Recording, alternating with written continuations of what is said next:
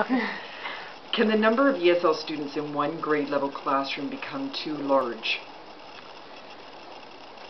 Well, if the whole classroom is ESL, that's easy for the teacher, because then you just simply become an ESL teacher. So in some classes in Richmond, there are no non-ESL students, such as the one that you're in. Mm-hmm. Oh, well, that's not totally true, but it is kind of. That many classrooms in Richmond, there are all ESL students. So can the number of ESL students become too large? That's okay as long as the whole class shares that homogeneous kind of group. Problems for the grade level teacher? What happens is you end up teaching a lot of vocabulary and background information instead of actually getting to the curriculum.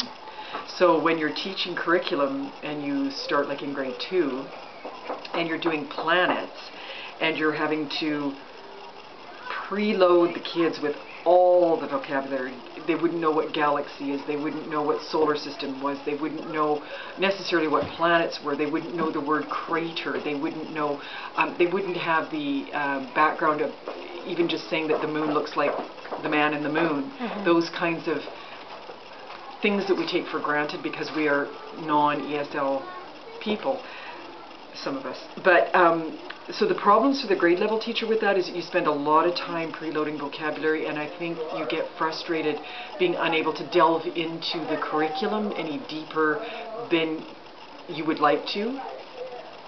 And I can see that happening for myself going into a classroom next year.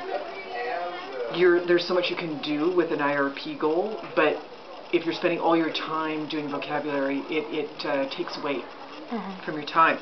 Is there problems for the ESL students in the class? No. If a lot of the classroom is ESL, that's a good thing for the ESL students.